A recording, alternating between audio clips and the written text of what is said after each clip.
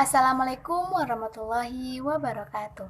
Perkenalkan, nama saya Julia Citra NIM 119290007, Prodi Sains Atmosfer dan Keplanetan TPB 3 dari kelompok 7 RBL. Perkenalkan, nama saya Joji Marlindo, NIM 119130068, TPB 3, Prodi Teknik Elektro.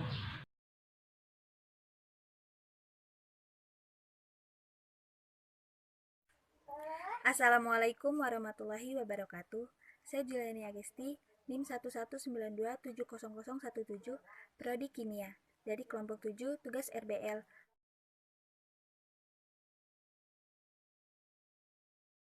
Nama saya Karin Aldia, NIM 119290037 dari Prodi Sains Atmosfer dan Keplanetan, kelompok 7 RBL Fisika, TPB 3.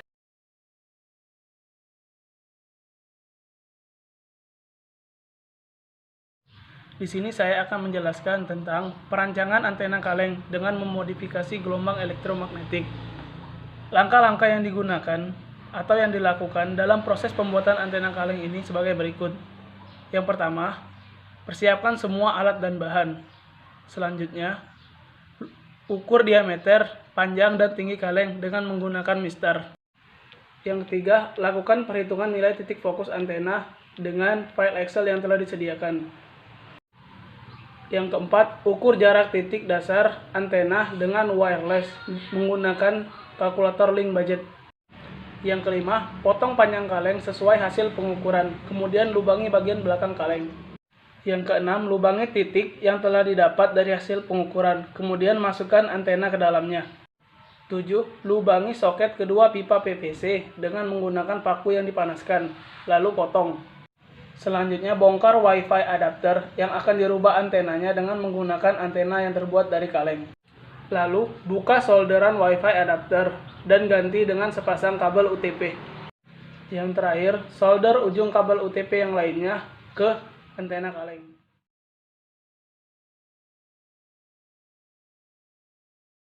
Saya akan menjelaskan tentang penerapan materi fisika pada alat yang dibuat, dapat dijelaskan pada slide berikut. Penerapan materi fisika beserta rumus dan perhitungan dalam pembuatan antena. Yang pertama, mencari penempatan titik waveguide antena kaleng.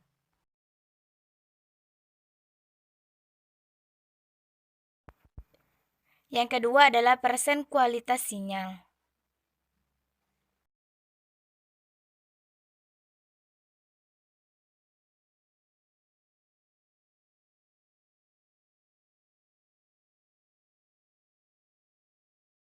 Keunikan atau kelebihan dari produk antena kaleng. Yang pertama adalah antena kaleng mampu meningkatkan kecepatan dan daya pancaran sinyal yang baik dengan jarak yang cukup jauh. Yang selanjutnya, bahan untuk pembuatannya cukup mudah dicari. Bisa menggunakan barang bekas juga, contohnya seperti kaleng dan pipa paralon. Selain itu, harganya murah, tetapi hasilnya tidak murahan.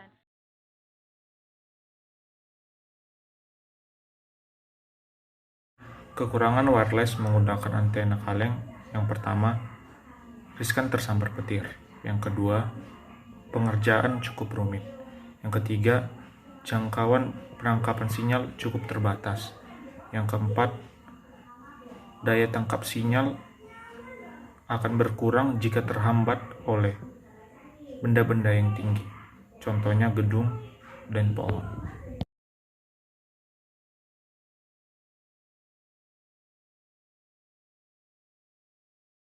Teknologi merupakan bagian integral dalam masyarakat. Teknologi dapat ditemukan di mana saja, dan tujuan ditemukannya teknologi adalah untuk membantu memecahkan masalah manusia. Dengan ditemukannya teknologi yang mendukung informasi ini, maka teknologi informasi berkembang sangat pesat, di mana suatu informasi akan menyebar secara luas dan sangat cepat di masyarakat. Semakin canggih suatu masyarakat, maka semakin banyak pula teknologi yang ditemukannya. Teknologi telah membantu kita dalam segala aspek kehidupan, baik itu kehidupan pribadi. Selain itu, di dalam bidang pembelajaran, jika diperlukan teknologi agar bisa menjangkau semua warga belajar.